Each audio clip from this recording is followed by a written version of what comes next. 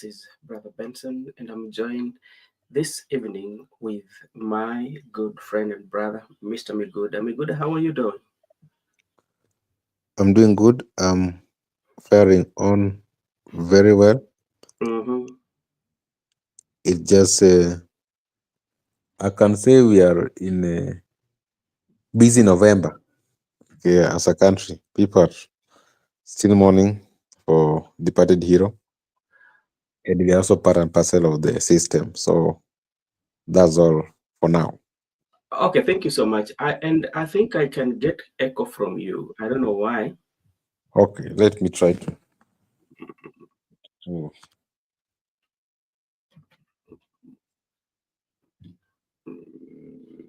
I can get echo, especially. Are you still getting the echo? Yeah, yeah, I can get the echo. Hello.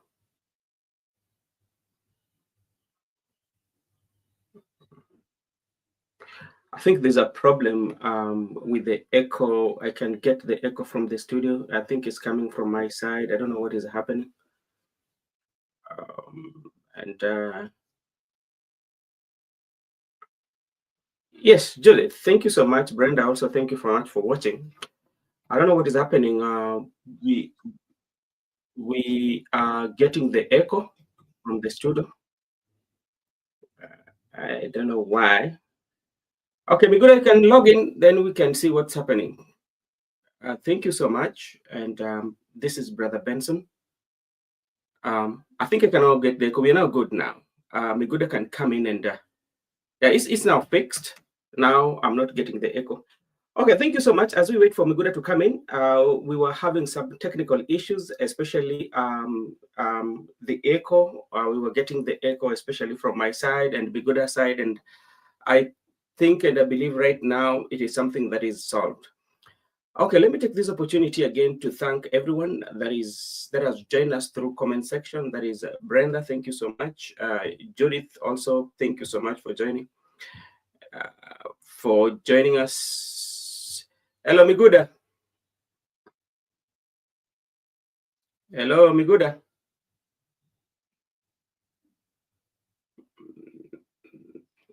Okay. I don't know what is happening with the Miguda. I cannot get it. I'm Hello, back. Miguda. I think I'm back.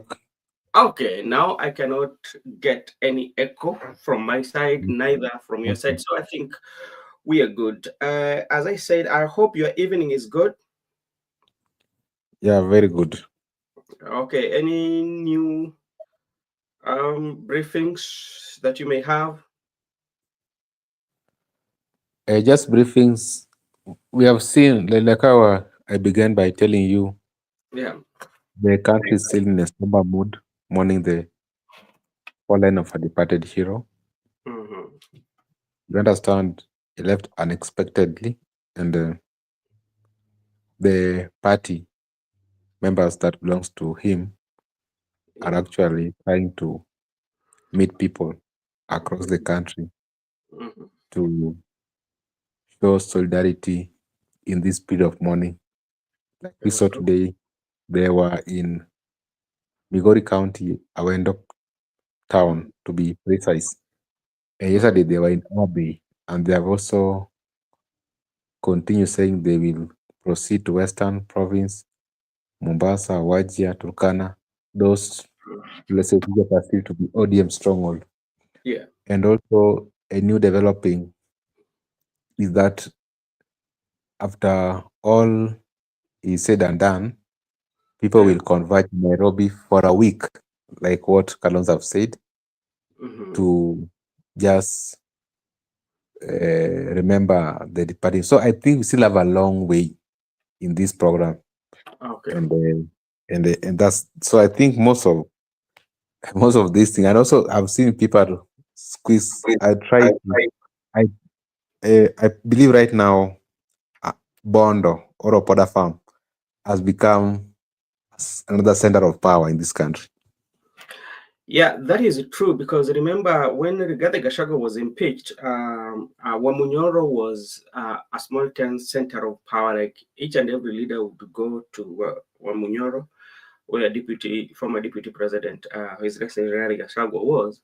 But today we are seeing continuous visit to Opoda farm in extension, continuous visit to Kangoka Jaramogi, extension to Opoda Farm. As you know, Opoda Farm is where the homestead of the Right Honorable Prime Minister is, and Kangoka Jaramogi is where he was laid to rest. So most of the times, people who are visiting or people are going to pay their last respect, their first stop is usually at Kangoka Jaramogi. Then from there, they would go to visit Mama Ida at their home in Opoda Farm. That is how it is. So thank you so much again, Mr. Miguda, for taking your time to be here with us so that we can have a conversation. Today, the delegation of Kalonzo Musyoka. Kalonzo Musyoka did something that was unexpected because yesterday we were here and we told our viewers that Kalonzo is in has landed in Kisumu, and he was supposed to proceed to Opoda Farm or to Kangoka Jaramogi. And we did not anticipate the delegation that Kalonzo had, that it was going to be like that. To be sincere, it was a very massive and huge delegation with significance in it. Over 150 cows that Kalonzo had. He had religious leaders. He had elders with him, and he also had the elected leaders, especially from where His Excellency Junior Kalonzo comes from, and also from, I think, partly Machakos. So this was very strategic to me, I would say, politically speaking, because it symbolizes so many things to me on my side. And there's something that also I learned from that meeting, especially from Mama Ida. I saw when Kalonzo was speaking, Mama Ida could afford to smile, which was very rare for Mama Ida, specifically when people have visited her during this time. But today, she could afford to smile when Kalonzo was speaking. So that was very significant. I also saw Ruth Odinga talking good of Kalonzo, like most of the leaders, when they were given an opportunity, including Senior Counsel James Orengo, they talk of good, especially to Kalonzo. They talked about how Kalonzo sacrificed himself to be with Raila Odinga. And even Kalonzo himself, at the tail end of the meeting at Opoda Farm, he kind of like gave some traditional instrument of power to Raila Jr. So it was so much that was going on, and we want just to look at it and unpack and see, politically speaking, or politically looking at it, why would Kalonzo go with such massive delegation? And the reception too was welcoming. Um, the reception for Kalonzo Musyoka, and even you'd see the connection between him and the crowds that are there. So, Mr. Miguda, I hope you followed the event. To start with, in a nutshell, what do you pick from the delegation visit of today to the Right Honorable Prime Minister, place that is Kangoka Jaramogi, in extension to visit to Mama Ida's place? Now, what about Gachagua factor in Kalonzo? Okay, Laban Mishani, we can answer that. I think Kalonzo was very aware. Kalonzo was very much aware, and he decided to go by himself. So he might have read the moods of the people, because everybody, youths are there, and as you know, the art of politics of Rigathi Gachagua and that of Raila Odinga, they support. Raila Odinga supporters are not converging. So I think Kalonzo decided to go by himself. But that's just by the way. Miguel, what do you say? Okay. First, I would like to also remind you that Kalonzo went to Kisumu.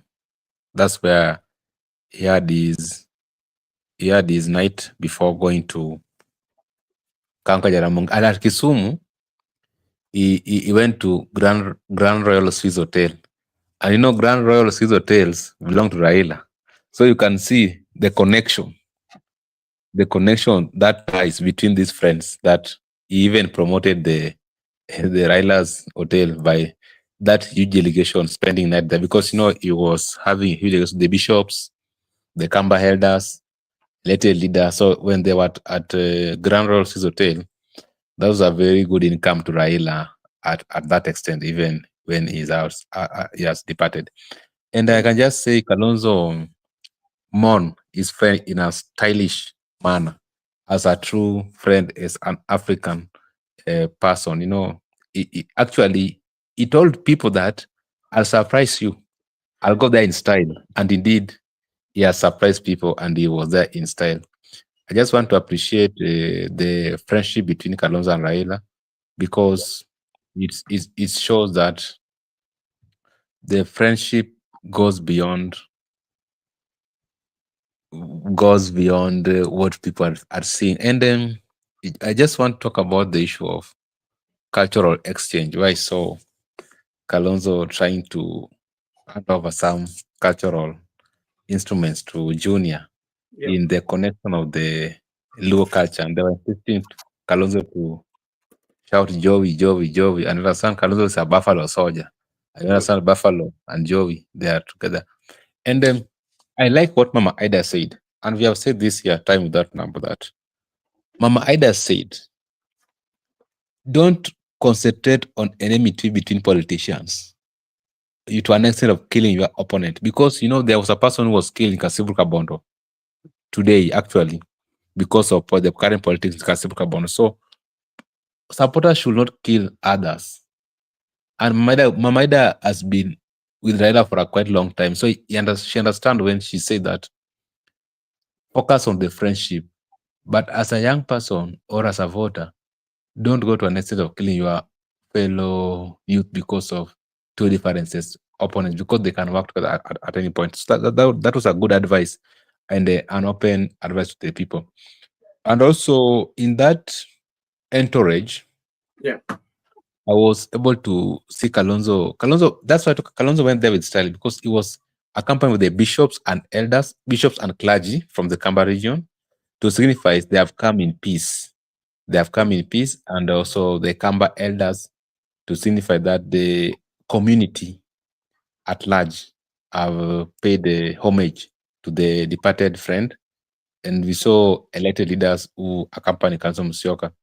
So to that extent, I can just say Kalonzo was a buddy to Raila, and it shows explicitly that even when he was denied the position of running mate in 2022, Yeah. he was there to defend Raila up to the last moment. And even Kalonzo confessed that towards Raila death, he was trying to reach him, but they were unable to talk. And we were told that Martha Karua confessed that Raila usually talked to both people in opposition and in government. So when he's talking to Ruto, he's talking to Kalonzo and that fellow. So it was like he's trying to manage both the government and the opposition. To that extent, we can just say Kalonzo has mourned a friend, and actually he has also showed us how we should live with one another, and also how we should remember our friends even when they have parted away. So I remember also Kalonzo and Raila are elites, and there's how they are connected into very many things other than politics. All right. Well, thank you so much. And let me take this opportunity to say hi to Shaima Hussein. Thank you so much for joining us. And we agree with you when you say that Kalonzo was there to lay grounds for Gashagwa. That could be true, but like when you look at the crowd that keeps on being at Jaramogi's place, and there was this public political differences that they had, but they were friends. And like Mama Ida talked about, which Miguda mentioned about the politics, about the politicians and all that. Sometimes we don't understand that the political elite might be having differences in public, but in the closed door, they are friends. So that one could be true. That is true. But also, we don't know how the ground will react, or the ground will receive, just in case if the former deputy president, His Excellency Rigathi Gachagua, visits Opoda farm or visit Kano Kajaramogi, what will happen? This is another view that you have given, and we appreciate. Exactly, Kalonzo was a true friend, and their friendship seems to be deep. If you look at Mama Ida, true, I tell you, when there was a time Kalonzo was speaking, and he said, Kalonzo, His Excellency Kalonzo said something, and I saw a glimpse of Mama Ida. Uh, she was smiling, and it tells you that their friendship was more than political. But when you look at it critically, there are political statements that were made, especially in that occasion. And there's something that Ida said in Kijaluo. Migod, I think you heard it when he said that Luang Nipio kum ngamoero, and that was very significant. And at some point, Mama Ida was given an opportunity, and in local dialect, he talked about when visitors come, you should not shout for visitors, or you should not shout. You should keep quiet and let us wait and see what the visitors have brought for us. And that is the first time ever that Mama Ida was having a conversation with the crowd, having one-on-one conversation with the crowd, and tell them, okay, because like I think that there's some people who are um crowd that were making some noise, or they were just being chaotic, or being like a political rally. How sometimes the people will always make those noise, and Mama Ida had to take an opportunity to address them, and he used the local dialect, especially to address those who came to witness the delegation of Kalonzo Musyoka. Miguda, what does this one signify for you if Mama would take an opportunity to talk to people directly, especially calling them our people? Listen, the visitors have come. When they come to see us, when we are having we are mourning this time, let us keep quiet and wait and see what the visitors have brought for us. What does this one signifies, like when you look at what does it, is there meaning to it? First, I want to begin by stating when Kalonzo made a decision to go and pay homage to Odinga. Remember, Kalonzo went there prepared.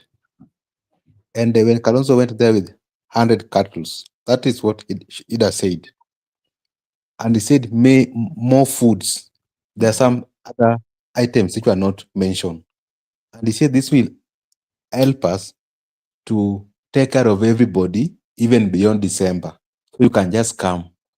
And that's why Ida was saying, do not shout at the visitor, because you might lose the intention of the visit or the message. Because maybe someone like Alonzo has come and actually has assisted them in taking care of the many visitors who are going to come. You get the point? Because of the items that were brought there. And if you look those cattle, they were very healthy. And if at all they came from Kalonzo's farm, I can assure that that's how you can mourn your friend. And it is deep. The friendship between Raila and Kalonzo is very much deep, and even is very much significant that he can offer to take 100 cattle from his farm to his body and many other farms. And the way the type of entourage. And when Maida spoke in Luo, he wanted to sink into the hearts of the people. He wanted to communicate to them in the heart that what you think is not what you know. In fact, what you know is not what it is. We know better than what you think you know as electors. Keep Mhm. off. This is friendship and this is not politics. And it was very particular. And you say that she's not a politician. So I think Mhm. Kalonzo did a very good thing Yeah. for a friend. All right. Thank you so much. And something that also stood out, especially when they were there at Kangoka Jaramogi, Mama Ida really singled out the two governors that accompanied Kalonzo Musyoka. That was Mutula Kilonzo Jr. and Wavinya Ndeti, whereby he said that, by the way, Wavinya was my student, and she paused for a while and asked, "Who are the teachers here? Can you tell us who maybe was in your class, or who did you teach?" And at that moment, at least it broke the monotony or the boredom, maybe, if to say that was there, and people laughed. And also remember, uh, when Njoki Ndung'u, one of the justices at High Supreme Court, visited also, she mentioned her. So what does it one talk about, Ida, especially when the students, her students, come to pay last respect for the husband? She cannot go without recognizing them. What does this one speak about, Mama Ida?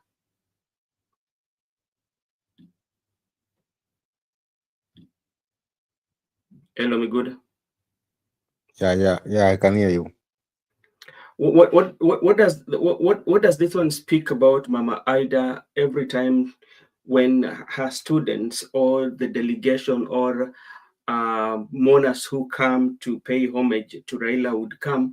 Then Mama Ida, when she sees or she recognizes one of her students, she will not go without mentioning that, oh, by the way, this was my student. She did that with Njoki Ndung'u, and today also we see it. She did it with Wavinya Ndeti, the governor for Machakos. Mama Ida, she's privileged to have taught at Kenya High. And remember, she taught our current Chief Justice, Martha Koome, and the Machakos Governor, Wavinya Ndeti.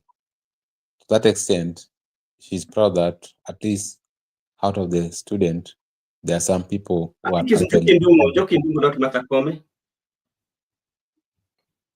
Is this Martha even Koome or? Martha Koome, not Njoki Ndung'u, Hmm. because even Martha Koome was the one who was assisting her to do the cases when Raila was detained Okay. by that time, because he was providing a pro bono legal service because the madam actually had taught her. And then what she is appreciating that those people are actually serving the public. They are serving the people of Kenya. And because of the effort they made together jointly, student-teacher relationship made them to that extent that they can serve the public. And to that extent, they have been part and parcel of the Raila struggle. Remember, Kome also, at one point during multiple democracy, she participated as a young lawyer, and Wavinya Ndeti has been with them in the struggle to ensure that they bring reforms, like the electoral reforms. So to that extent, I think she just wanted to highlight that most of the time, Yeah. the relationship can not end at the school level. It should not end whereby you met, but it should go beyond your meeting point, even after death, because Raila is no more. But Mm. she can actually say that these students were part of Raila's struggle, because Raila did not struggle alone. It was a struggle for the other people. So they were part and parcel. And when Raila is gone, they are still there to Yeah. continue pursuing the cause. So I think life is beyond death. And as our culture believe that Yeah. there's life after death, and we live beyond death, the living dead, the dead, and the ancestors. So I think it is a mutual relationship between the people. So anytime you meet anybody in your life, do not take that person for granted. It was maybe purposely that one day in life you can still connect. not only by the time you are living, but even beyond your grave. So I Mm. think that's a very good lesson to learn from the Ida and relationship with the student he taught by that time.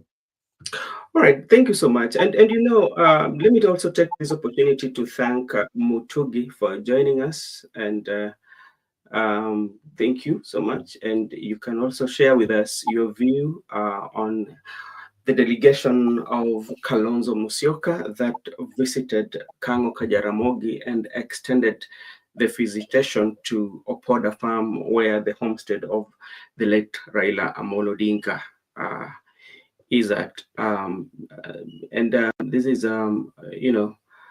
it was. Now, let's come to the speeches, because the speeches were very significant. When you listen to the speech of Ruth Odinga, and she was very categorical, and she was speaking with authority, and you reflect on sometimes what is happening in ODM, do you see that she has quite much different views like other majority of ODM leaders? Yeah, before I respond that question, I saw our good friend Hussein saying that Luos Luos should understand that politics is not that serious. I want to respond to my good friend Hussein.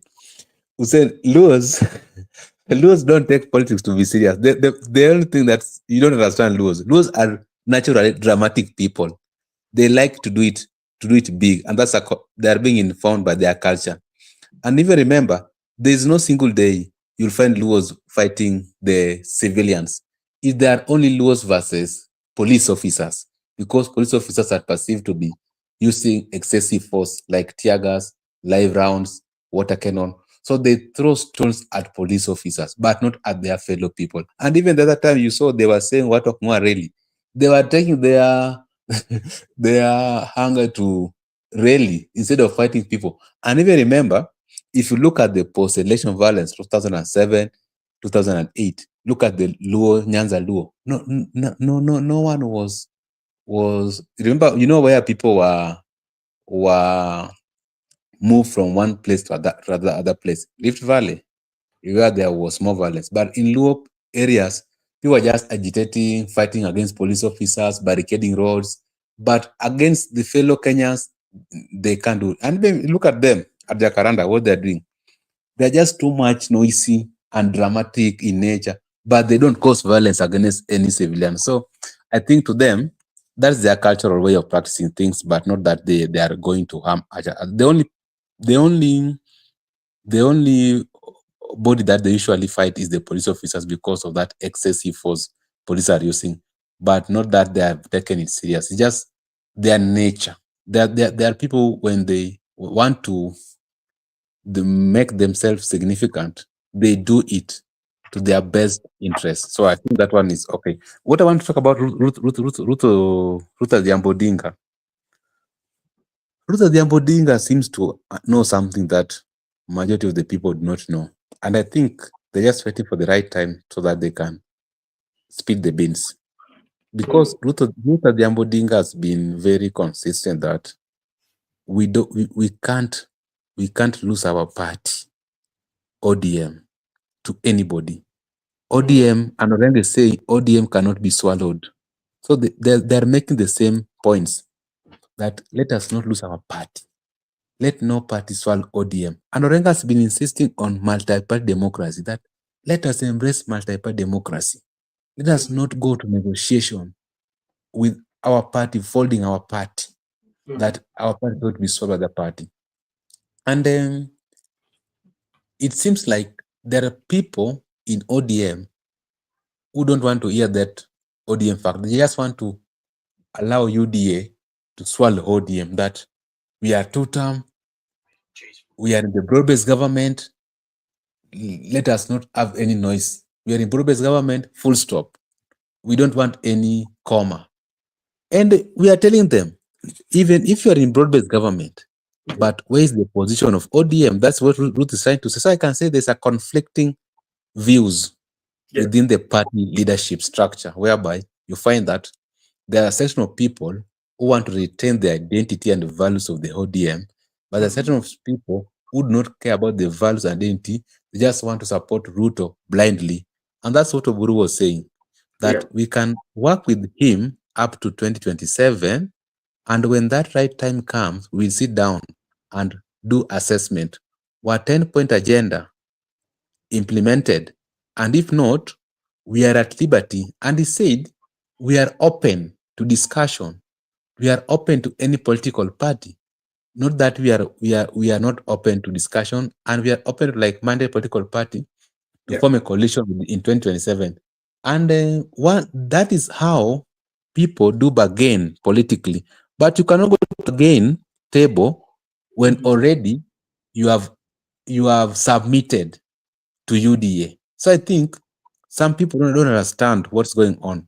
And that's what Raila was doing with Puna, that let us not go to UDA blindly or broad-based government. That's why it was very clear in that broad-based arrangement that this is not a coalition party. Mm. This is not a Mm. coalition act or coalition pact, but this is a Mm. working arrangement up to 2027.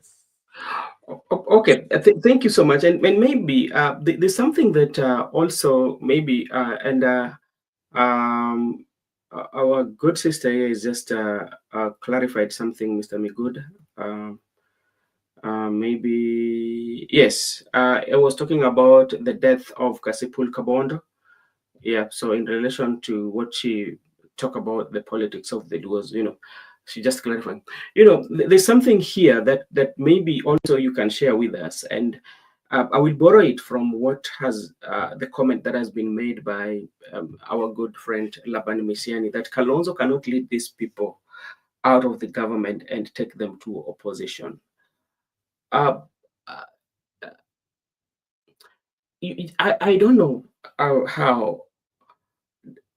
Does it mean that the leadership of Kalonzo, what does it mean? Because, like, to me, I don't think that maybe Kalonzo will just try his level best to lead, but I don't think he has the capacity to decide for the Luo nation where they need to vote. If they decide to stay in government, that is up to them, or if they decide to go with Kalonzo Musyoka, that is also up to them. Laban Miseni, what do you think concerning your statement? Or Miguda, what can you say about that? Okay, I have understood our friend. Mm, He was referring to the death that happened to Kasipuka Bondo. Okay, that is very good. That one is mm, very good. And then this statement of Laban Misiani, Kalonzo cannot lead these people out of government and take them to opposition. Uh-huh. You know, I don't think Kalonzo is going to make any direction for the Luo nation. And Kalonzo is not a leader to the Luo nation.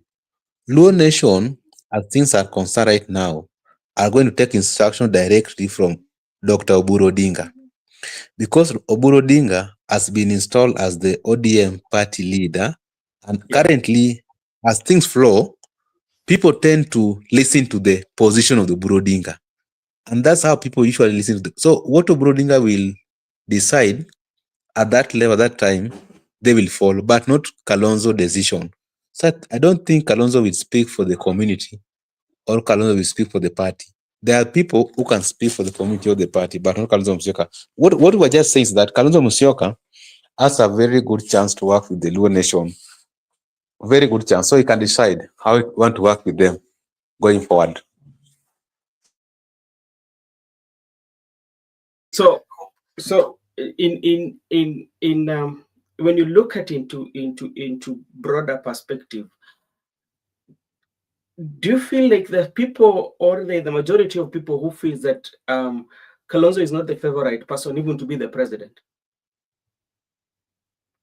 What I was saying is that Kalonzo has a soft landing to the Luo community. Mm, Kalonzo is perceived to be someone who can be trusted and they can work with him. But remember, Kalonzo has had a very good relationship between him and Raila Odinga. I remember, like we told you yesterday, people were loyal to Raila Odinga, not the party. So yeah. anybody who associated with Raila Odinga in the time he was alive and Mm, also is trying to connect with Raila Odinga's spirit in his death, that mm, person is accepted in local community. And there's nothing you can do about it. And that's why I'm saying today's visit was very strategic politically because the people of Luo, I know them. Yeah. If they don't want you, they don't want you. If Mhm. they want you, they want you. Even if you pretend that you don't want them, it's still they will embrace you. Remember, Kalonzo has been around with the opposition, the Wamunyoro team. But when he arrived at Opoda or in Kisumu, he was embraced. Even you saw the local. Remember, there were local who were escorting him. Those who were Mhm. chanting Joey, Joey, Joey. So that's how this community are. So we are saying, and who told you that Kalonzo cannot become the president? Now that's the question. What if people unite behind Yeah. Kalonzo is supported? He can still become the president. So there's no point you can say Kalonzo cannot become the president. He can still become the president if people agree on how to work going forward. And not that Kalonzo is going to take the people currently outside the broad-based arrangement. He cannot do that because Kalonzo has a party called Wiper. And remember, even today they talked about Azimio. Remember, Azimio was never dissolved. So what Yeah. if they sat down? And remember, even Gachagua is not in Azimio. The DCP party is not in Azimio. What if the Azimio members decide that going forward, we are not working with the DCP, Yeah. we are not working with the we are not working with the UDA. Our candidate is Kalonzo Musyoka. So what will you do? So those are things that we must reconsider. Okay. All right. Thank you so much, Mr. Miguda. But again, best to be on Kalonzo, because like we want to look at the relationship between the Kalonzo, His Excellency Kalonzo Musyoka, and the Right Honorable Prime Minister Raila Odinga. And I would tend to go to incidences whereby Kalonzo has stood with the Right Honorable Prime Minister Raila Odinga for especially 3 consecutive elections. That is almost like 15 years. But in the 15 years that he stood with Raila Amolo Odinga, remember the other day when Kalonzo was having, I think like he had a podcast with Ikonini, if I'm not wrong. I followed that, and he explained to us, or explained to the viewers, how the interview was conducted. And by even him going to the interview, it was something that was already discussed, and he was going to the interview knowing very well that the position for the running mate was going to be given to Martha Karua. But for the sake of to show the solidarity and to let people know that the democracy works, he decided to do that. By again Kim coming today with that delegation of a representation of his community, including the wise men. Politically speaking, um, does it add value to his 2027 political journey?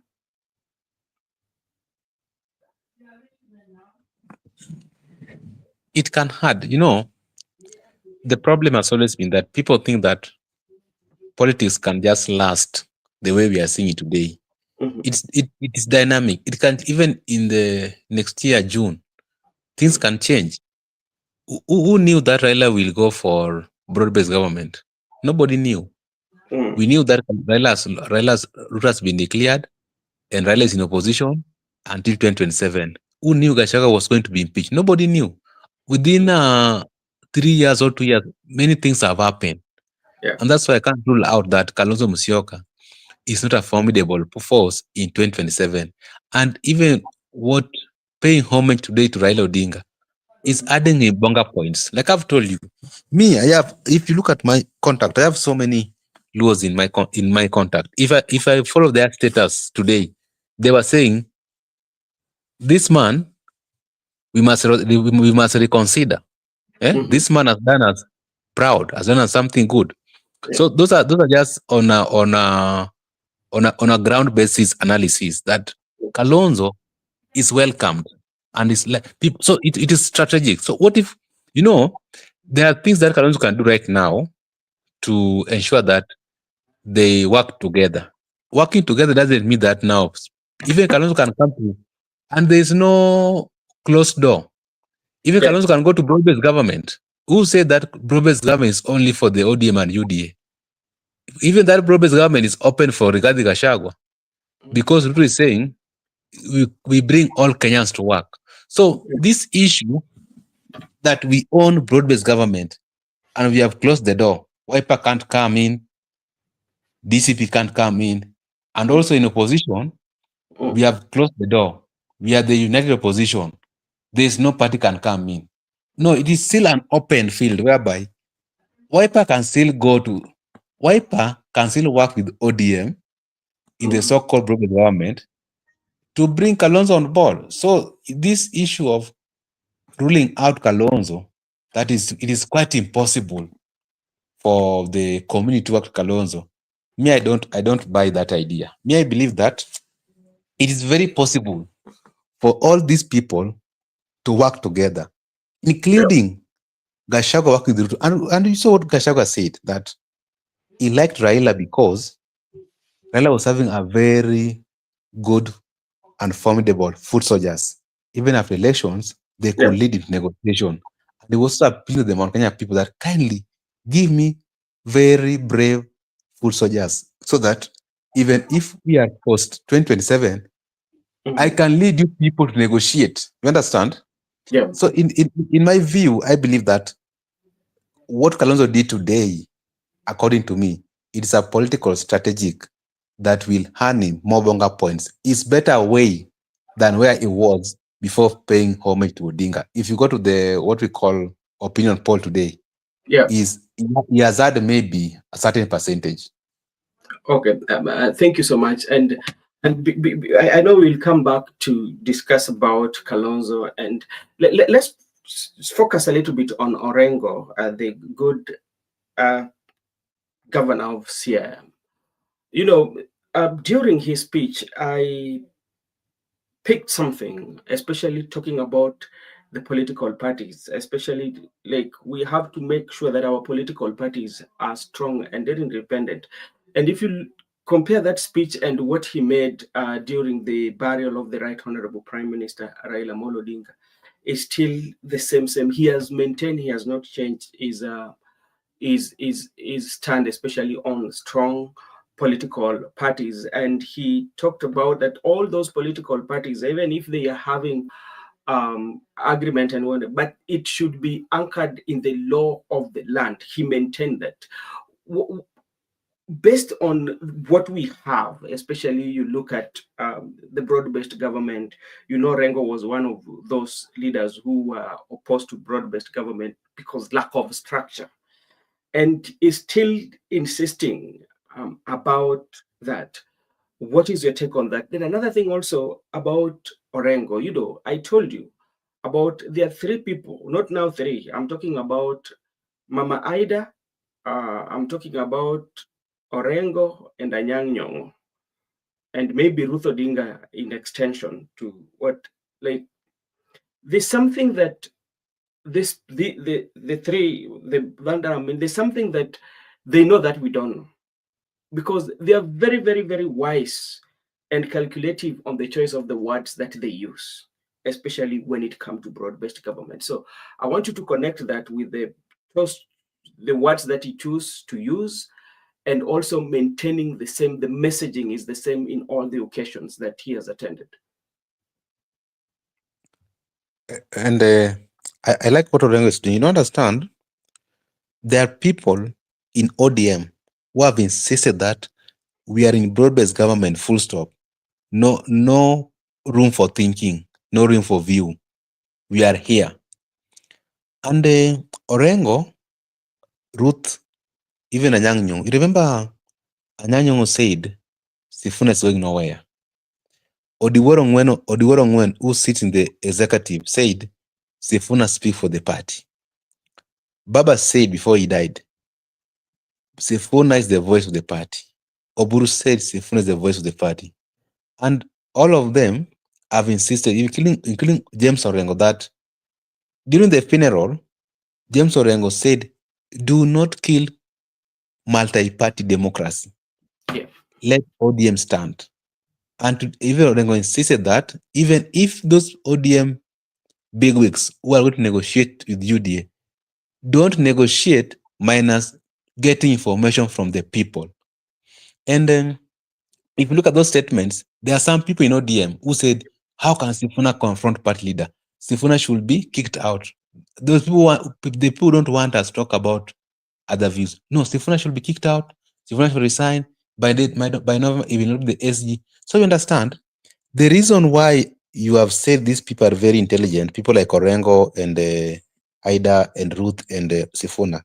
Indeed, they are very intelligent because we are in a political competition, a contest, and you don't know the intent of your opponent.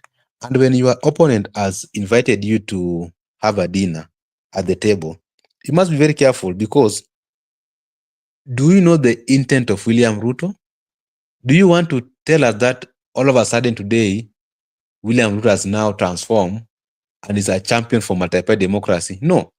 Remember, William Ruto is the person who brought Jubilee when he told Uhuru and all Mount Kenya affiliated party to fold their parties and make one party called Jubilee in 2017. People, they registered their party and they made it Jubilee. So it was a one party from the Mount Kenya and Rift Valley. It was only Jubilee. All the political parties by that time, they were swallowed with the Jubilee. And in that history, when they ended up with Rangol's Duru Kenyatta and they ended up with the UDA party. Remember, before we go to UDA party, from the history of Raila, because he has been a champion of multiple democracy, when they were forming alliances in 2013, he said, let us have what we call CORD, Coalition for Reform and Democracy. Therefore, Wiper was not formed, and even Ford Kenya was not destroyed. So it was a coalition of many political parties. So it remained with the multi-party democracy. In 2017, when it was NASA, there were many political parties that formed NASA, and even today, Azimio was formed by many political parties. But when Ruto became the president in 2022, even after forming UDA, the Kenya Kwanza Alliance, he went further and also forced Mudavadi to destroy Amani National Congress. And he was even forcing Wetangula to destroy Ford Kenya. It is only Wetangula refused. So look at the history of the person you are dealing with. The history of William Ruto is always you want to thrive in a single party state, like what he did in 2017. And when you want to negotiate with him, before he swallowed your party, so-called ODM, you must be very careful. And that's why we are saying, even when we are competing in politics, there's no trust. So we are in a table, we want to form coalitions, but there's no way I can trust you. And I know your history very well that you are a victim of destroying multi-party. And with the people, we have the champions multi-party. That's what we are saying. That's why I want to ride on Orengo's point that even if you are negotiating, even if you are doing anything, but remember that don't destroy the multi-party democracy. ODM must remain strong. ODM must remain independent. And if ODM must join government, or if ODM must form government, either two things. ODM provide the presidential candidate, or ODM be part of the coalition that will form government. That's what we have been insisting here. There are people who want ODM to go to UDA and be swallowed so that it will be UDA and UDA affair. Then you're just there, just like flower girls. We're saying no.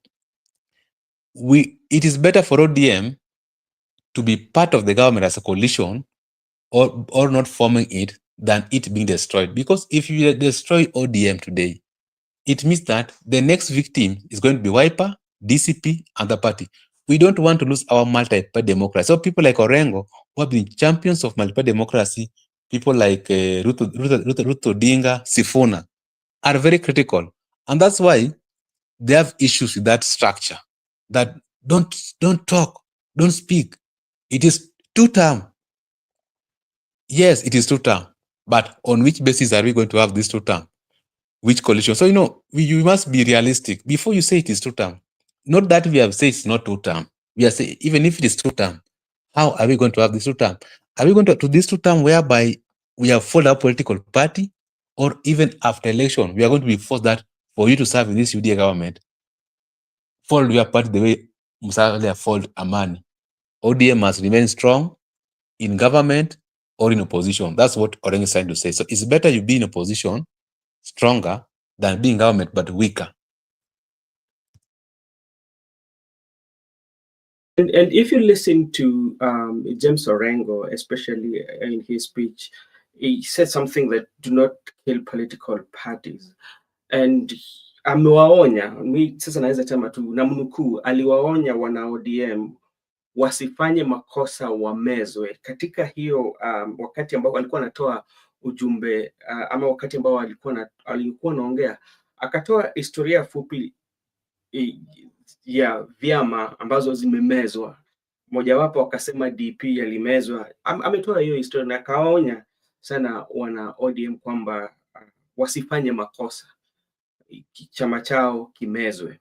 Na unadhani kuna wale katika ODM ambao labda watarudi nyuma na wakae chini wasikize jambo ambalo labda Orengo anasema, ama watasema tu labda huyu tu ni siasa lu kwa sababu labda Mheshimiwa Kalonzo alikuwepo ndio maana alikuwa anaongea hivyo?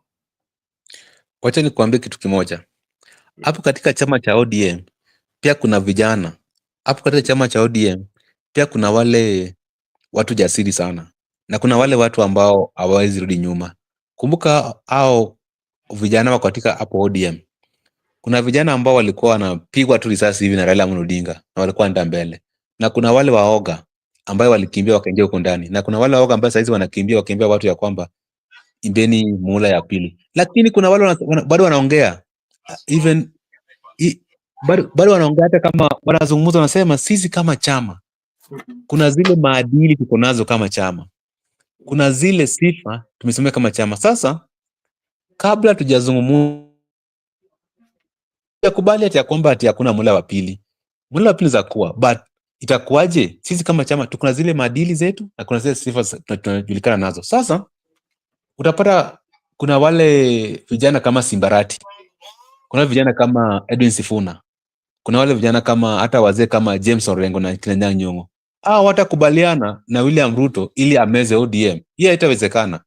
Ili itabidi kama ni lazima UDA imeze ODM ndio serikali iundwe, basi hiyo serikali haitaundwa, itaundwa na UDA peke yake, ama atachukua wale wenye wanampendeza aende nazo, lakini wale ambao watamkubalia kumeza ODM watabaki nje. Okay, asante sana. Bado tu nikikurejesha tu hapo, Makobura, habari gani kakangu? Niko vyema, nashukuru. Na wasalimu pia. Hamjambo? Hatujambo kaka. Siku yako imekuwa vipi? Siku yangu imekuwa vyema. Siyaoni mabaya, nashukuru Mola. Yeah. Okay, asante sana. Leo tuko na mjadala hapa, na mjadala ambayo tunazungumzia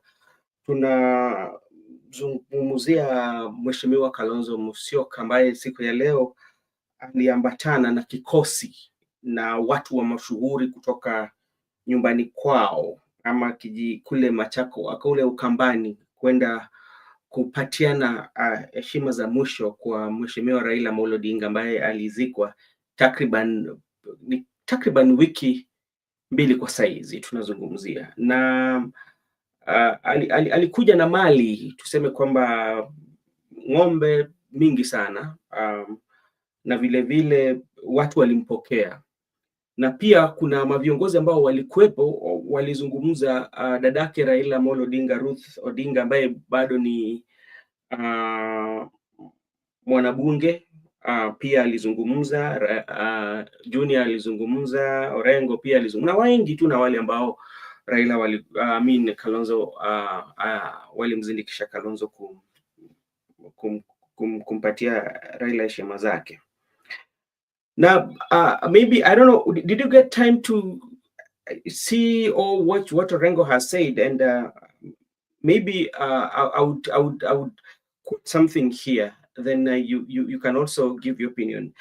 That in half of his speech, half of Orengo's speech, he said that in strong Kenya to come, we need strong Wiper, we need strong ODM, not to be ruled by anybody in power, but to be ruled by the law of the land.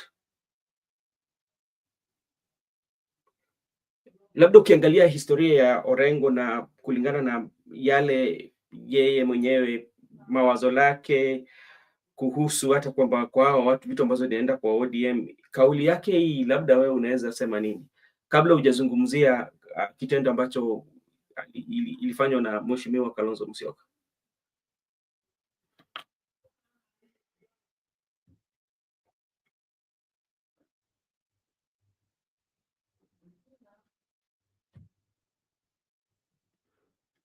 Makobura nipate. Okay, sawa sawa, tutamsubiri aingie. Unanisikiza? Nakusikiza sasa kaka. Okay. Okay, thank you. I'm sorry for that. James Orengo's speech today was, of course, I heard him speak about, giving an heartfelt tribute to Raila Amolo Odinga. And of course, I did hear him as well emphasizing his enduring legacy in democracy, justice, and unity. Orengo declared that the spirit of Raila still lives on, and of course continues to inspire. And if I'm supposed to give, to analyze what he focused on, of course I'll focus on him speaking about democracy, justice, and of course unity. And something else that Orengo has always stood for. I think we need to first understand that James Orengo has been a Pan-African. Similarly, among all those things that Raila did, James Orengo was part and parcel. And in many instances, they were walikuwa natembea bega kwa bega mara mingi. Na hivyo basi, Orengo has always been seen as freedom fighter. And not just that. You remember some few days ago when Orengo had problems with ODM, or he was being viewed as having come out not to defend the stand of ODM. That is when the ODM decided to join the government. Remember James Orengo, before the president and Raila Amolo Odinga came out and spoke about how unnecessary it was and how dangerous it was for ODM to join the government. But of course, more of what he was speaking about, of course, is the focus of integrity, the focus of democracy, unity, among others. Remember, these are the exact things that Raila fought for throughout his life. Remember the electoral reforms. Remember the injustices. Remember the freedom and the rights of humans, the ones that he led the people to go on street fighting for. Those are those things that I saw Orengo dwelling on, and it is simply he was simply reminding people of who Raila stood. What Raila stood for, because the main message that I can remember him speaking about, of course, he honored Raila as a symbol of democracy. Of democratic struggle. Where he said that though Baba rests, his spirit still lives amongst us, and of course the fire of democracy, justice, unity, he lets continue to burn in the hearts of the people of Kenya. And if you just look at that, did a summary of the many things that the people of Kenya went for demonstration for, the many things that the opposition had always been known for, the many things that today Raila has been called quite a number of with quite a number of names, being Jacom, being chairman, being a Gwamba, and all those kind of things.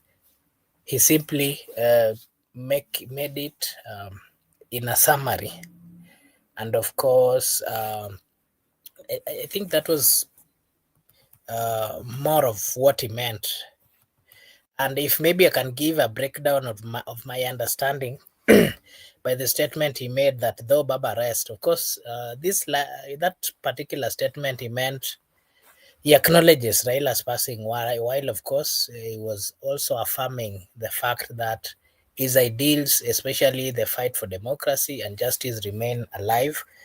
And if I can also use the term, I mean, part of his statement, fire of democracy. Orengo has been, remember some particular point, he was being mentioned that somebody, I mean, the political stand that he took some few days ago, he was being seen as maybe he's coming out to take over from Raila. But that, of course, was never really what was there. So Orengo, of course, is positioning his legacy, of course, as a living moment, not just a memory. It's a call, of course, to action for the members of ODM and the supporters, and of course Kenyans, to continue pushing for the reforms. That is what Orengo meant by this statement of the fire of democracy. And not just that, something else that he did focus on is I saw he was given some stake by the Kamba elder, and I don't know whether you've given your take on that and what that mean. I saw some people saying on social media that he was being given this stake because he's old now that he's supposed to be working with that stake. But my understanding for that is that it has a symbol. That walking stick as a symbol, and it's, of course, if you understand the cultures of the cultures of Kamba, that walking stick from a Kamba elder meant or traditionally is a symbol of leadership and wisdom, of course, underscoring his role as torchbearer of Raila's legacy. Remember, he stood beside Raila most of time, and he understands. He understood who Raila was. Of course, while he was receiving that particular stick, remember Kalonzo was also there, and Kalonzo is currently the spokesperson or the political kingpin of that particular region. And of course, that suggests something called regional unity, and of course a possible realignment of opposition forces, with Orengo, of course, being seen as a senior figure in the post-Raila era. And Orengo is a lawyer, if I'm not wrong, and remember the many cases that he has handled while he was over there in closer to Raila, and not just closer to Raila. Remember the coalitions that they had. He was the senior most lawyer that represented the views or all those complaints that the opposition used to have. That is a clear indication to you again that Orengo ni mtu wa maana sana in this ODM. And being that he is a lawyer and Kalonzo is also a lawyer, and again, not forgetting the political stance that Orengo has always had. To me, my full analysis is Orengo can easily work with Kalonzo Musyoka compared to William Samoei Ruto. You're muted. Thank you so much, Makobura, for that. And I'm noticing even the walking stick that was given to Orengo. And when you saw when it was given to him, he had to do the jogi style, like running, to show that he's still strong. And to me, significant, that was significant, like it was giving significant that Orengo is still a leader, he's still very strong person who can lead in any capacity.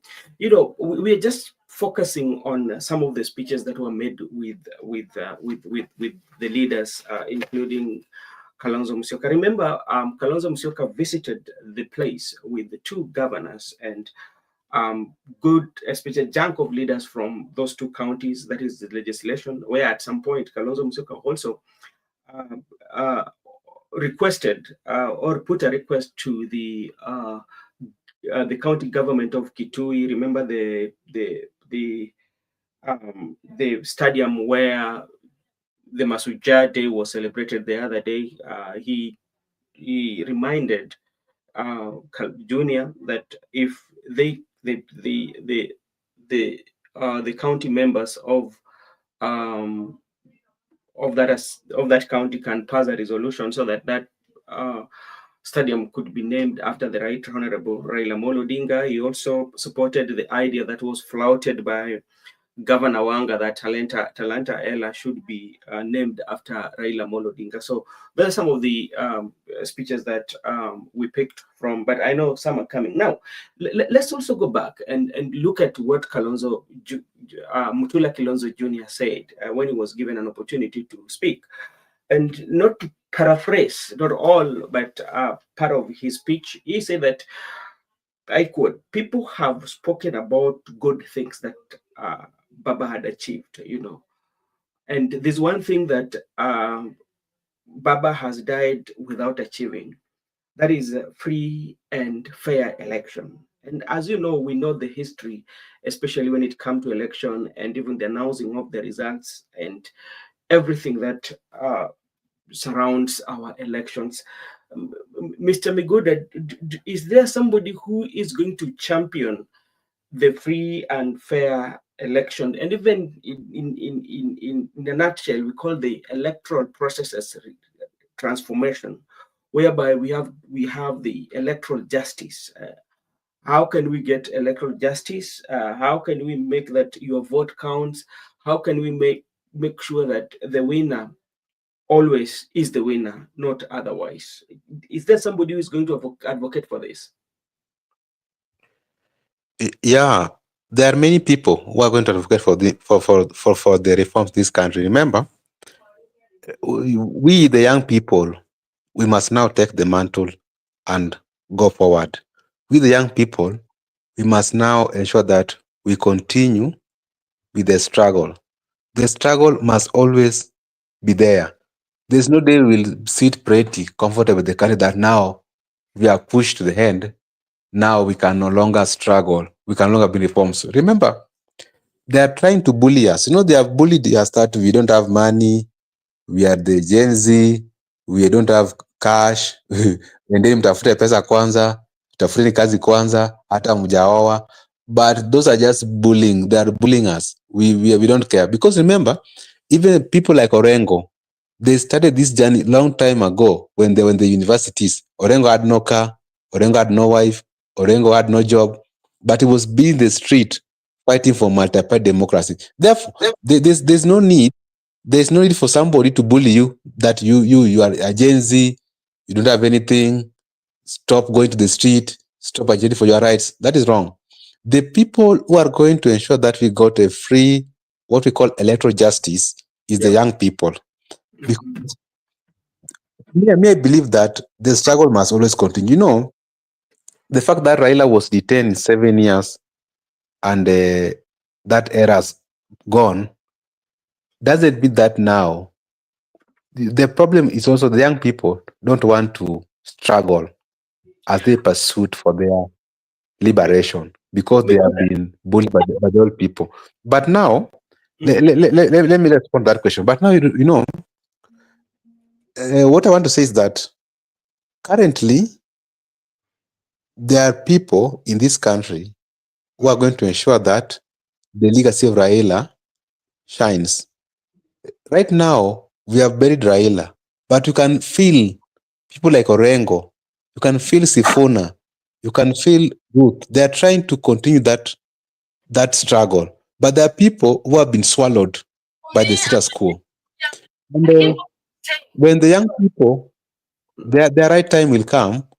Right now in Kenya, we have challenges. If we can get free, fair, verifiable, transparent elections, but that is not enough. We still have ending issues with economic liberation.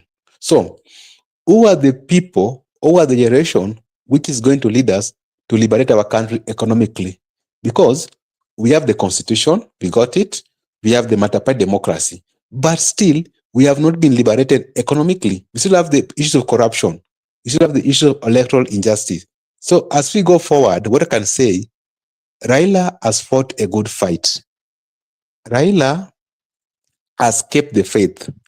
Raila has finished the race, but the struggle continues. As we forge ahead as young people, we must make sure that we fight for economic liberation, and it should not be the last fight. We still fight for electoral justice. Until that time, we get it right as a people of Kenya. For now, the struggle is on. So we can't say that, okay, because we have buried the patriot, now the country should just stop from there. We have what we have. No, we must continue to fight and ensure that we liberate this country.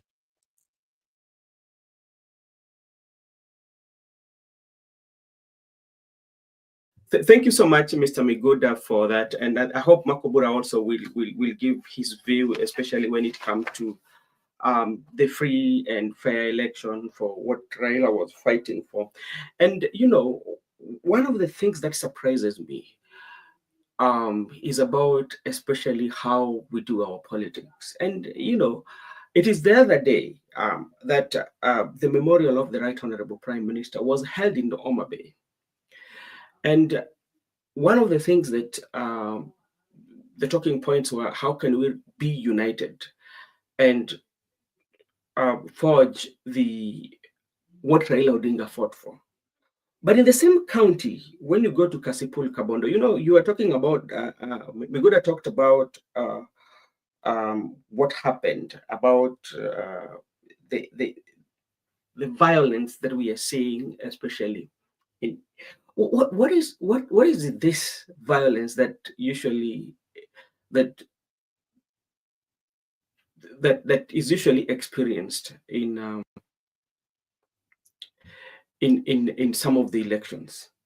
Because if you go to Kasipul Kabondo today, if you listen to the side of Boyd Were, is an aspirant, is the former, is the son of slain member of parliament, that is Ongondo Were. He's saying very well. He's also from his team. He's saying that his team was attacked by the supporters from his opponent. And if you go to his page, he has followed that with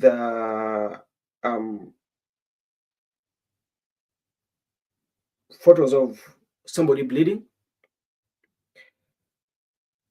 And I would see, I don't know, what is this? The other day also we saw videos, especially of young men in the motorbikes who are being attacked on the road. And my question is, what is now the value, or what do we gain, especially if it reaches a point whereby we cannot articulate our issues, we cannot do our campaigns on ideology, issue driven, that when I have to defeat you, I have to defeat you in terms of what I'm going to offer. This is what I'm going to do, and we resort to violence. And you know that constituency has a history of violence. We saw it last time when we saw all these pictorial that surfaces on the social media on how that violence. And it was just the other day, it was yesterday, that they had the memorial in that county of kwa Kiswahili walikuwa na enzi Raila Amolo Odinga, na baadaye tunaona ni vita, mwagikaji wa damu. Sasa kwa nini? Yeah, so please, I don't know how, what usually, at what point do we resolve that the only way that we can compete is through violence, that we don't compete through ideology? Yeah.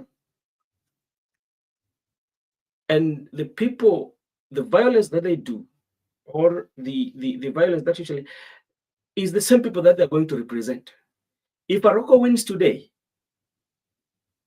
or in November, the election that is coming, the mini poll that is coming this month, around 27, if Aroko becomes the winner, he will be a representative of everybody, including those who are supporting Boyd Were.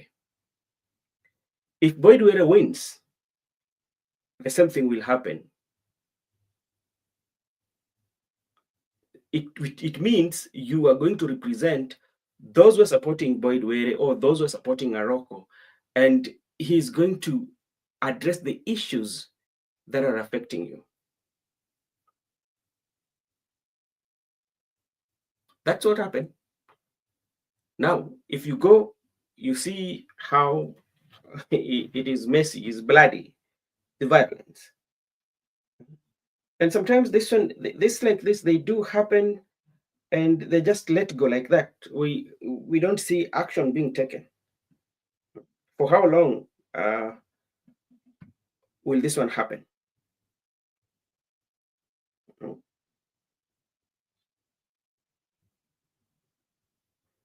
Yeah. Mm-hmm.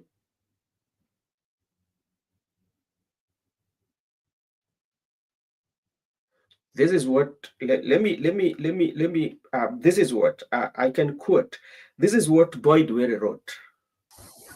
Alomakobura. Yes. I don't know what happened. Do you have you just left the studio, both of you, at once? It kicked me out. I don't know why. Okay, now I was just talking about the violence at Kasipul Kabondo. And I've not seen the statement from Morocco, but this is the statement from Boyd Were, who is also an aspirant in that race. And this is what Boyd wrote. If I'm wrong, what is happening today? Okay, there we go. So I will read for you the statement, and maybe you can give your views. It's a long statement, but you'll bear with me. Statement on violence in Kasipul.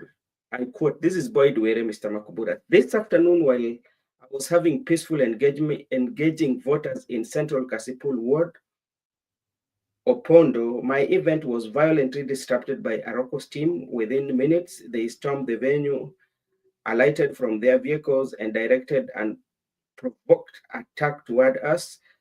Sadly, gunshots were heard from Aroko's team, disturbing the peace that had initially prevailed. Yeah. The same group later proceeded to Nyalenda, where I was scheduled to meet more voters, and destroyed everything that had been set up, tents, chairs, and the public address system. In the process, 2 motorbikes were burnt to ashes, leaving behind a trail of destruction and fear among residents who had gathered peacefully to listen to my message. Later in the evening, my close associates and team members, Jim was attacked on his way home. He sustained deep cuts on his forehead after being assaulted with machete by individual well known to him. This barbaric act adds to a growing pattern of political violence that threatens the peace and stability of our constituency. Let us not forget the recent incident in Sikri during our women empowerment program, where women were beaten and injured. This continuous act of goonism must come to an end. I firmly call upon all leaders and aspirants to preach peace and respect. Kasipul deserves unity, not violence. Let's protect our people and allow democracy to prevail. This is from Boyd Were. And maybe as you give your take, let me check the page of Philip Arocco. What is the what the Philip Arocco page says? I'm here at Philip Arocco page. Miguda, you can go first. Okay. So Just wait. oh, Wait. you have got the Philip Arocco. Read the first. I'm at Philip Arocco's. If you go to Philip Arocco, this is 37 minutes ago. They almost posted the same time, but Philip Arocco just did this. Go well, comrade. Boyd has clearly taken his dad footsteps. So from look of things, the violence in Kasipul is real. Because if you look at their footage, if you go to Arocco's page, that is the Facebook page, you will see somebody, I think the guy is dead in a pool of blood. Maybe this is hospital, yeah, in a pool of blood. And now, and it go to the comment section. Even voters now becoming afraid attending the station. Who lives within the sword dies within it. Trouble in the land of Kasipul, but okay, just because of two of you, I am like, it's the people who are losing their lives. These are fathers who have family to feed, even though they have political affiliation. What is making it so hard so that we cannot compete on ideas? What am I going to do for the people of Kasipol? What am I going to do for people of Homa Bay? If we resort to violence, at the end of the day, what value does even add to your leadership of both of them? Because like each of them here are posting pictures that are showing that there was a violence, because the other one has spotted somebody who is blood flowing in blood. The other one has posted one person who is dead and is in blood. So what does it help even the people of Kasipur? You know, just why can they? Miguda, what do you want to say? For now, I just want to condemn the act that, because I don't have the real intel, and I'll just get it from my people from Kasipul, I think overnight, but there's a problem. Yeah. Boyd Were is accusing Aroko is accusing Boyd. So these two people understand the game. And Kasipul has been historically, leave alone even this, historically, Kasipul Kabondo, that is home to my grandma in maternal side. And my mom's uncle are from Kasipul. And I'm not a visitor there. I usually go there. I understand them. Even if you look at those days of Peter Weedy, those days of Paddy Aenda, even when Ondowere came, even before Peter Weedy, and there it has been there is no, even remember all the MPs in Kasipul apart from Oyugi Magwanga, they are no in existence. They are those who have been MPs there before. And if you look at the history, maybe somebody was killed, assassination, and even the people who have been killed in that constituency alone, even before he was separated from Kabondo, there are so many. So historically, it is a violent constituency.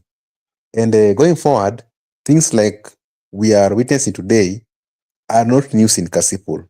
And even now it's going to be very difficult during the D-Day and the day for by-elections, because it's like the Otete team, Aroko team, have vowed that they must take Kasipul. And the Boyd Were team has also vowed that they must take Kasipul. The only peaceful team seems to be is that one for Mani Bior. But remember, even the Mani Bior team is so a tough one. It's a very tough team, because the kind of the followers is influencing at these town hall meetings. They are also ready to claim, but they are not violent to this extent. But I say both teams are very tough teams, and to this extent, we should understand that competition is not the end of everything, and it's not enmity. We need to compete fairly, and we don't need to compete violence. So that right now you see no one knows who did, because both teams, most of the Boyd Were teams, all of them are violent teams, and they have done many things, and they have done a lot to the people, the local, and even threats. So up to now, I just want to condemn the act, and it should be reflecting to the electorate what Ida said today. Ida has lived with a super politician, Raila Odinga.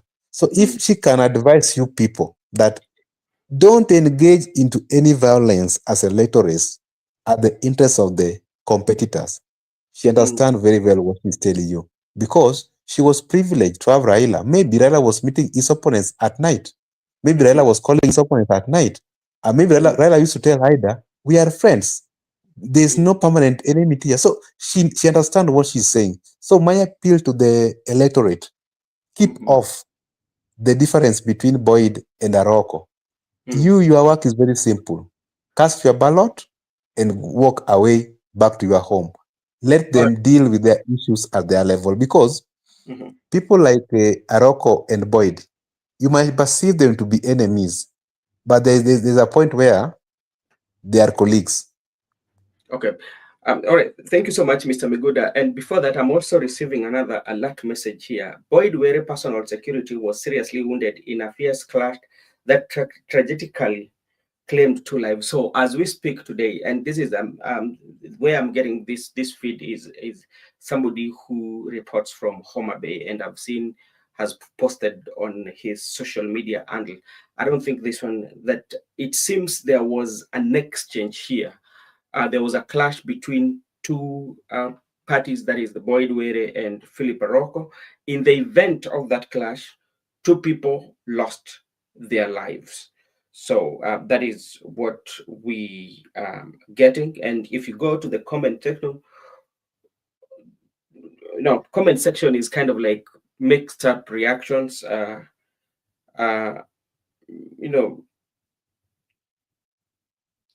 Somebody said this guy killed 2 people. Nyinyi watu wa Kasipul, kindly style up. Don't you starve for peace and mature politics like other places. And he's just telling the people of Kasipul, what is this with violence, that you don't know what we call peace? Until when they're killing their young ones, you're killing the future leaders. Yani hii ni kama kujua hao wenyewe kwa wenyewe. They're doing, actually, in that society, they're killing their own children. They're killing their own children. So, and if they could listen to what Mama Ida said today, and they should take keen note of that. If Mama Ida can tell you about the politics and you ignore, then I do not know anybody who can give you advice, especially playing allegiance to any politician to an extent whereby you can kill your neighbor or to fight your opponent, especially the fan base. If Mama Ida, because Mama Ida understands it all, because he married somebody who was a politician for the longest time, almost 52 years, so Mama Ida does understand everything about political and all that. So, and for those who just go and listen to what Mama Ida said today when Kalonzo was there, Honorable Kalonzo was there, about the politics and enmity. Thank you so much, Mr. Obura. Maybe if you can add something on it.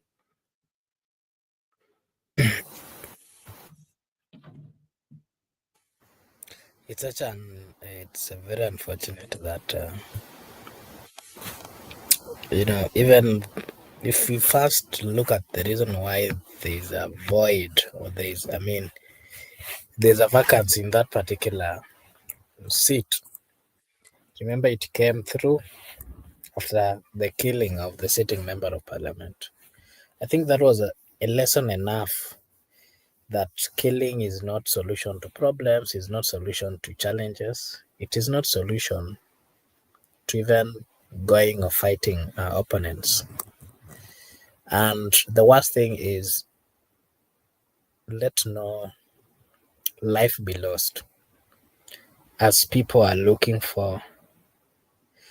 Let life not be lost when people are looking for power.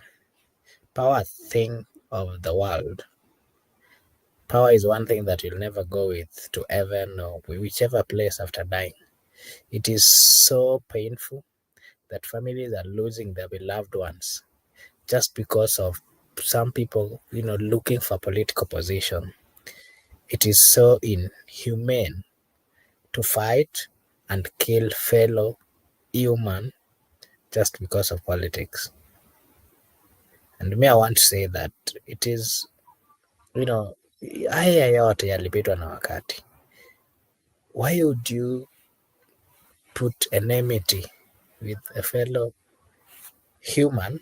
Why would you put enmity with somebody just because of politics? It is such a useless thing to me. It is such a wrong thing to me. It doesn't make sense that people are dying. This is not the first time you're seeing people dying. Kasipul, people have been dying. People have been dying. People have been dying just because of power. I think it is so wrong. I even lack words to describe that, because you know, Kasipul people have died even before this. I mean, before the election of 2022, people used to die in Kasipul. I wonder why, how the people of Kasipul see or look at power, because it is getting out of hand that people are dying because of a position which somebody is looking for, a position of a member of parliament. I don't know whether it comes with life. I don't know whether it comes with some gifts. I don't know whether it comes with some trophies. Why would you kill a fellow Kenyan just because of political differences? And you're fighting for somebody who will not even put you in his payroll. You're fighting for somebody who will not even care whether your families are okay or not. What if, I'm quite sure these people have been killed, they had their families. Who is then going to take their families? How would their children be told that, your dad was killed? It's such a shame. It is such a wrong thing. I think the only thing we can do is to call out and to say that violence is not solution to the problems that we are facing as a people. Violence should not be part of our way of living. Violence should not be seen in this generation, in these times. It doesn't make sense. Kenya has moved so many steps ahead. Kenya has moved so many miles ahead.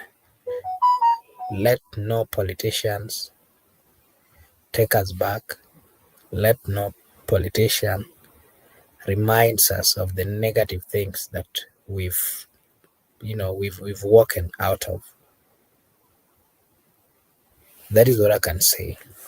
And I think this also goes to the leadership of Kasipul. Of course, starting with the governor and the political leaders in that particular area. They have to come out and sensitize the people. They have to come out and sensitize the citizen and tell them that politics is there. And when people are looking for leadership, there's no need of losing life. There's no need of killing fellow humans just because of politics that, doesn't solve the problems or the challenges fully of the people. It is upon the political class in that particular constituency, in that particular county, to come out and remind the people that let them not go to the extent of fighting because of politicians.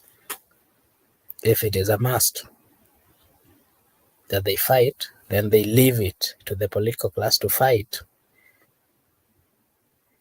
You cannot continue losing people. And mark you, the people who are dying are the most or the poorest people, because they're being paid either 50 bob to be in front and to fight.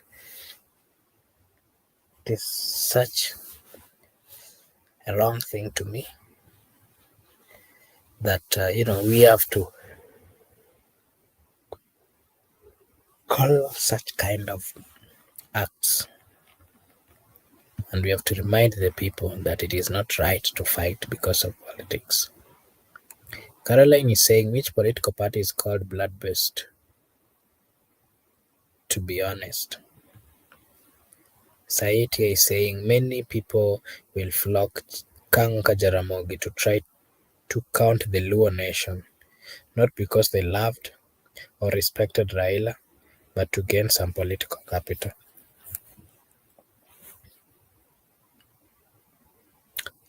Okay.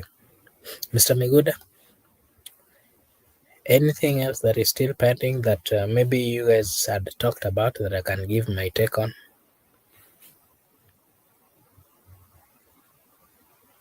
Me good? Maybe if you give your take on the, have you discussed the, maybe if you give your take on the, I think we have exhausted many things today. I think that one can be just left for tomorrow. Okay, then you can give us a general roundup as we finish. Okay, just want to conclude by saying first, even if people try to make it look like they want to twist it, but the real fact is Kalonzo Musyoka has paid homage to Raila Odinga family. And Kalonzo Musyoka has done perfect as per the friend. And that's how a friend should comfort a friend even when he's normal. Comfort a friend's family. That was very much good in terms of reflecting the diversity of the country, whereby it doesn't matter where you're coming from or your tribe, but you have to appreciate your fellow Kenyan because we are one people, one indivisible Kenya, whereby your problem is my problem, your achievement is my achievement.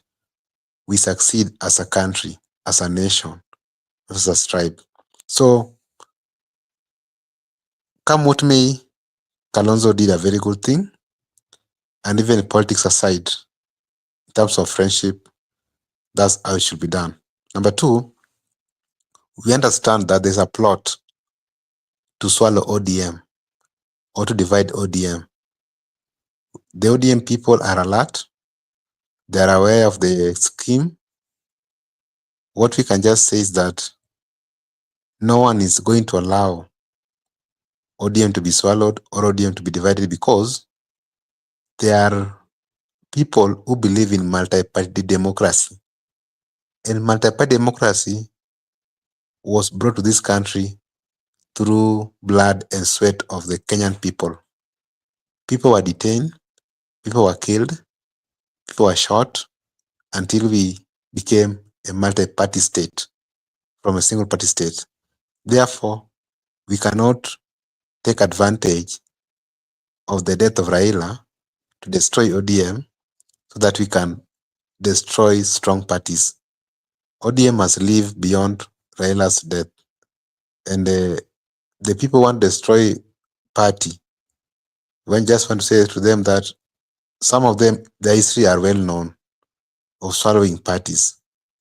Recently, they swallowed the Amani National Congress was swallowed here. 2017 election, they swallowed many political parties. So we must remain a multi-party democracy, what our forefathers fought for. Lastly, the issue of Kasipul Kabondo. The people should understand.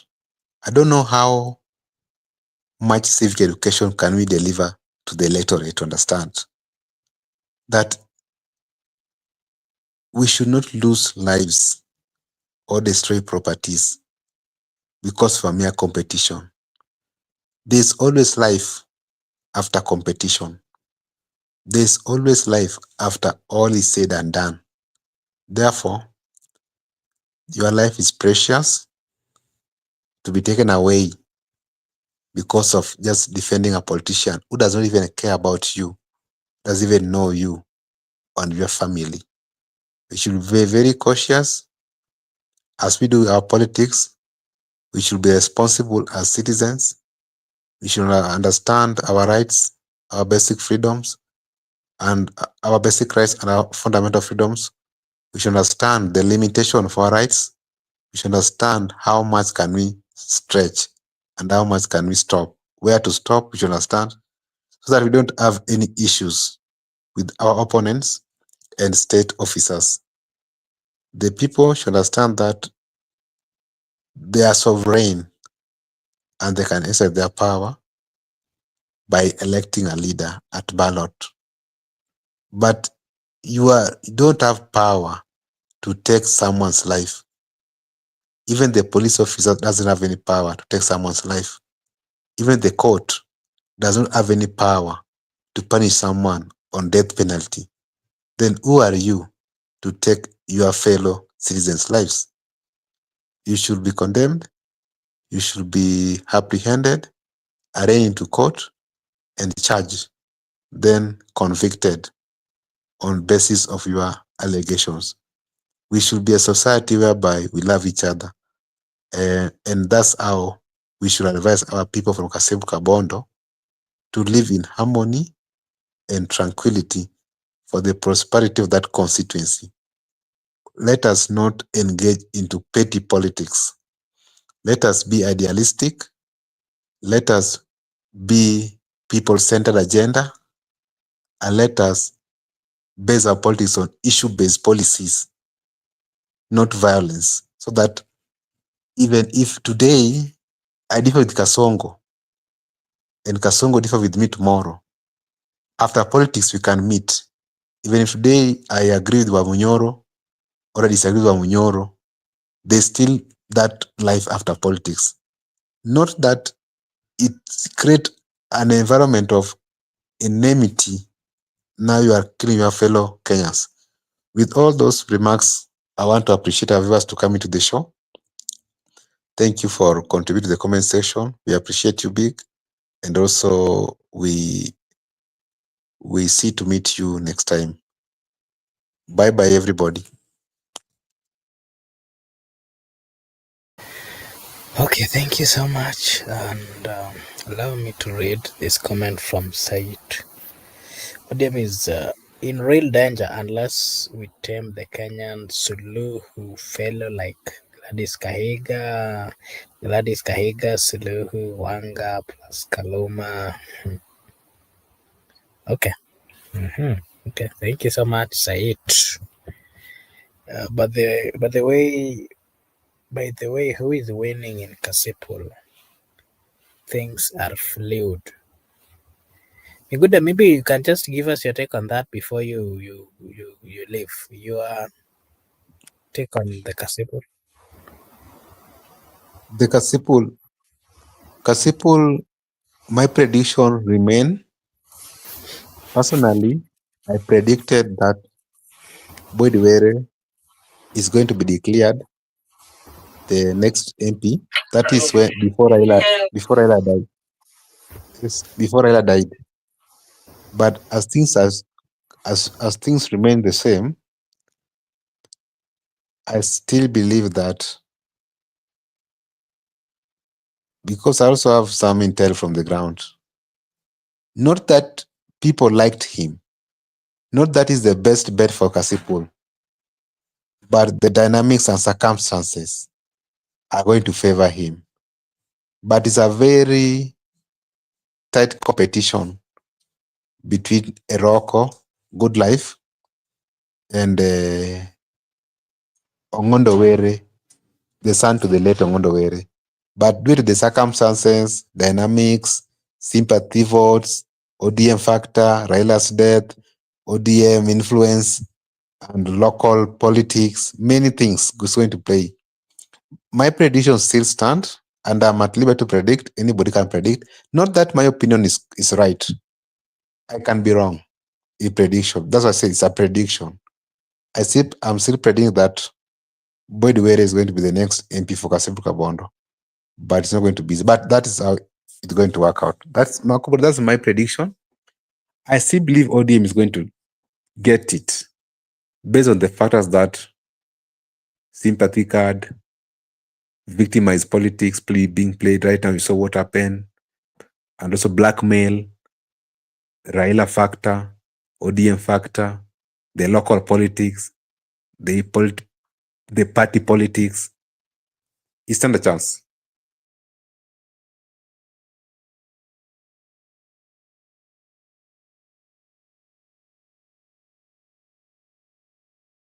Do we have clanism in Luo Nyanza? Good.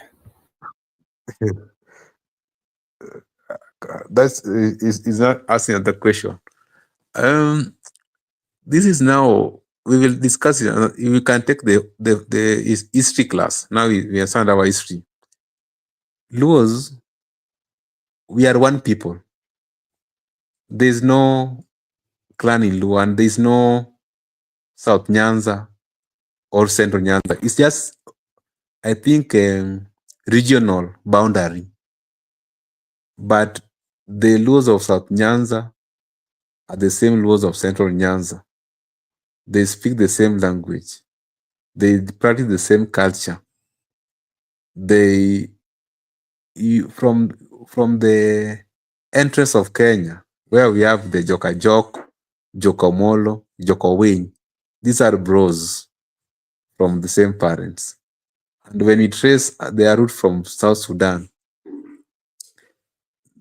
they're the same people. If you go to Tanzania, Uganda, DR Congo, South Sudan, they're just the same people. They are River Lake Nilotes, the Luo people. So there is no distinctions that this is the Luo of this side, this is the Luo of this. The only people we have assimilated are the Luo Abasuba. The Abasuba have now come to be part of the Luo community. So Luos are just Luos. There's no divisions and distinctions between which Luo and which Luo. They're just one people. And that's why they are united in cultural practices, in political setups, and even in economical practices. You find that Luos were fishermen, all of them. And Luos at the same time, they have one leader at a time. We have just buried the king, Raila Odinga, who was a leader, an identifying factor. Jaramogi was there. Gor Mahia was there. So these are people who are one people, and politically, and why huge division regionally in Luo? Why is there no farm union? What cause division? Those are just mere sentiments. These people, there is no division because in which, if you look at the political setup, Luos are in, I can say most of the leaders in Luo land are elected on ODM tickets. And for you, most of the leaders in Luo lands have been following Raila Odinga. Look at the counties in Luo Nyanza. We have Migori, Mabei, Kisumu, Siaya. Governors are Luos. Are ODM, not Luos. Senators are ODM. So which division are you talking? Those are just political opinion, and people are at liberty to differ. You don't need, not that when you made a one statement, that's what we call democratic space to air your views. But what I understand, when a leader emerges, it usually unites them. That's what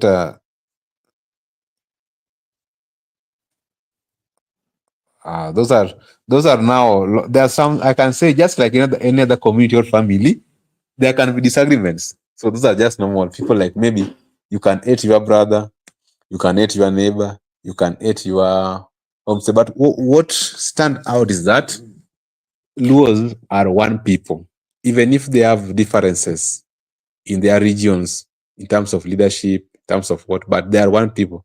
What stand out is that Luos are one people. There's no other Luo than the other Luo. They're just one people. It's a very long history, and currently we are getting to learn that the Luo people actually originated from Turkana, and they are one people, the River Lake Nilotes, the Plain Nilotes, the Highland Nilotes. So the Luos were moving towards the north. And when they reach at Cairo, what we are being taught right now, because right now we are very interested to know who are these people because of what happened. And when they reach at Cairo, so the Egyptians were never happy with anybody going towards the north, because they believe that anyone who goes towards the north will interfere with the river Nile, the Nile River. Until that time, they were caught into captivity by the Egyptians. They shared the same time the Israelites were also caught in captivity in the Egypt.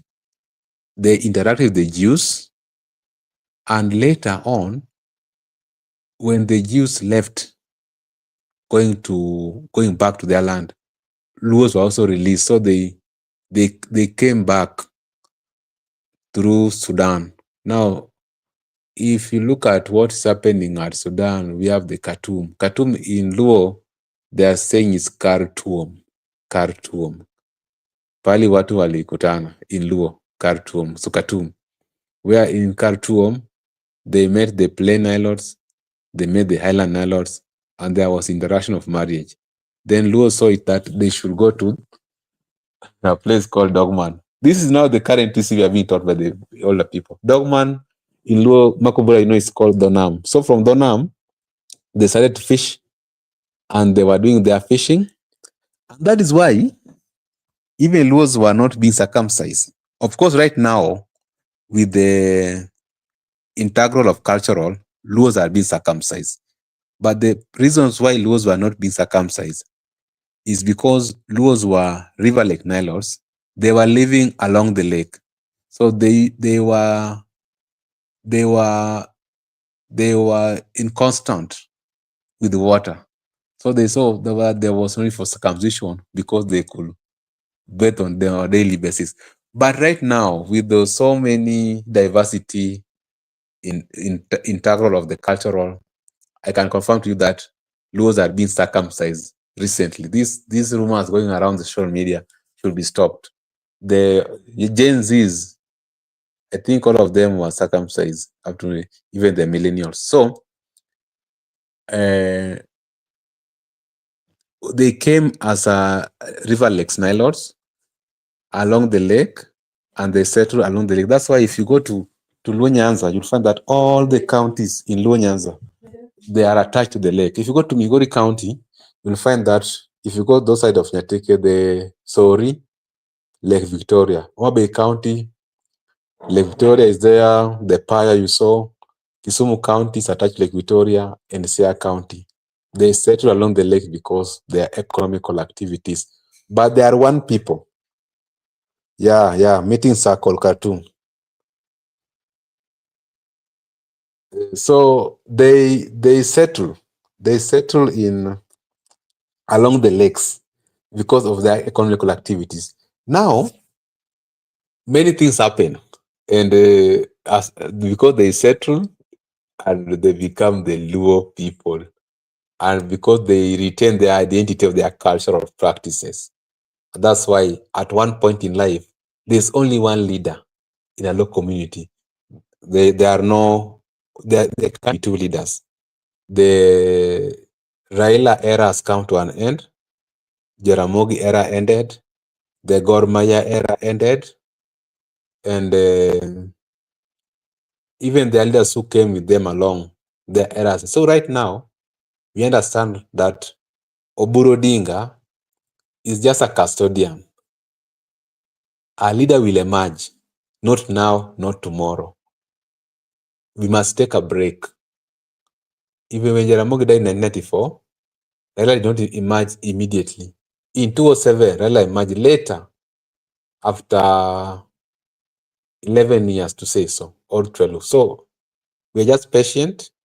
We know that the king is dead. The era has come to an end. And 10 years, 15, or say so, another leader will emerge. It is natural. It is nature. It just emerge automatically, and people just follow him, because Luos, they follow their leader, not the other way around like the Kikuyus, whereby a leader follow the people. Kikuyus, a leader must go where the people are, and that's why right now Gachagua is going where the people are, and because Uhuru was not with the people, that's why even his endorsement to Raila was not useful, because the people already had moved on with William Ruto. So that's the diversity of our culture. Both follow the leader, not the other. That's why right now, it's very difficult for Wanga to take Luos to Ruto, because Luos, Wanga they are not following Wanga. They were following Raila. Until that time, they will get a leader. Now, right now, no one can negotiate on their behalf. But a custodian older, Oburu Odinga, can negotiate. So I think Makobura, that is a brief history. We are still doing a little bit of research. We will know more about, because you must know, who are these Luo people? Who are they? Where are they coming from? Who are they before? And I think most of the cultural activities, they borrowed from the Jews when they were in Egypt. Most of the cultural activities, like the issue of governance structure. And remember, even there are so many history. For now, that is enough. Yeah, Marco, let me conclude with this one. Said seems to know a lot about these Luo people.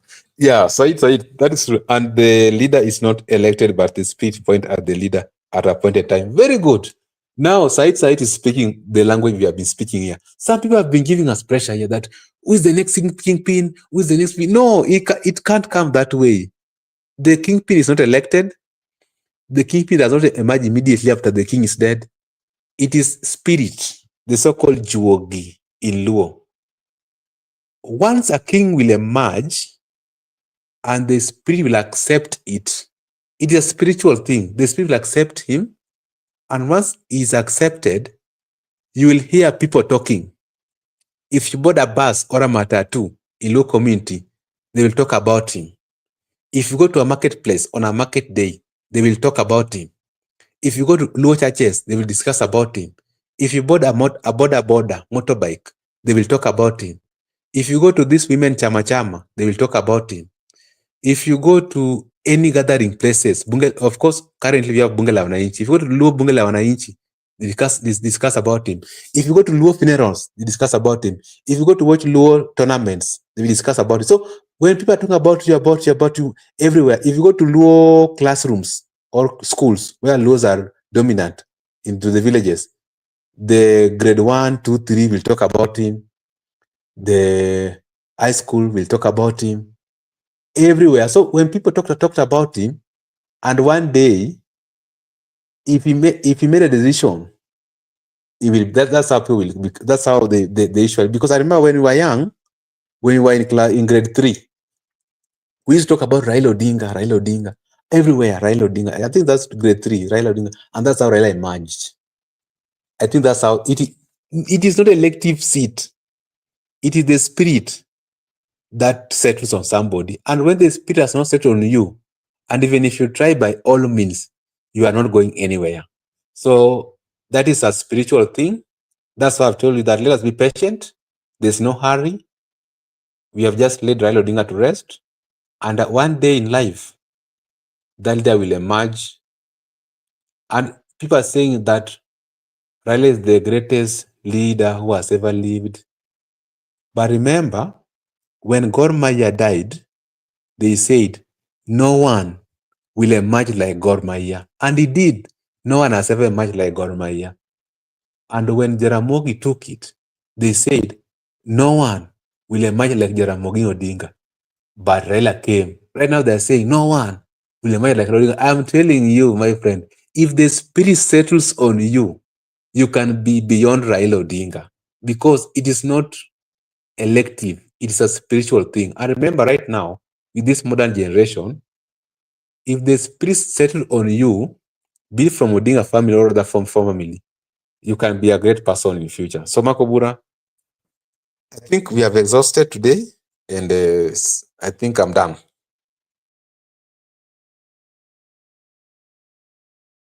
Okay, thank you so much for giving us that elaborate history. The good friend Said, I think Said has gotten that explanation so much. I mean, in a better way. And Said is saying, if you search, there is no grave that has been honored and visited like Raila. Okay. Yeah. So, to our viewers, thank you so much. You were just having a conversation on why Kalonzo and delegation visited Bondo, that is Opoda farm. And part of that is, of course, to honor the late Raila Amolo Odinga and to remember the friendship that they had together. That is what we've been part of the discussion we're having tonight, and I want to take this opportunity to again thank everyone who joined us this evening. Tunashukuru sana kwa wakati wenyu na kwa nafasi ambayo mlitupatia. We are very much grateful. Allow me to acknowledge and say a big thank you to Said.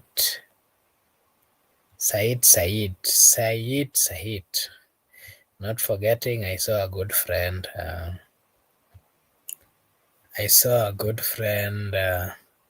Douglas Kibogong. I saw Caroline. Thank you so much. Laban Misiani was also here. I saw Judith Karitha. I saw Saima Hussein. I saw Brenda Obedi. I saw Meshak Mutungi. Okay, thank you so much for finding time to be with us this evening and for your participation as well. We really appreciate. Also, not forgetting everyone who watched or liked. Thank you so much. And I want to remind you that this is Brother Benson Media, and here we say that your opinion counts. We do have these conversations. Of course, these are conversations which are geared towards the betterment of our country. We just have conversations reminding the people of Kenya where we've come from, and we point out all those things that we see are necessary for us to speak about as the people of Kenya. We do not take political stands. We do a political analysis based on what we think and the interaction that we see. Thank you so much. I want to take this opportunity now to wish you all a blessed night, a blessed morning, a blessed afternoon, a blessed evening from wherever you are watching us from. Thank you so much, and may God bless you. If you are new, kindly like and subscribe and join us tomorrow. Thank you so much, and bye-bye.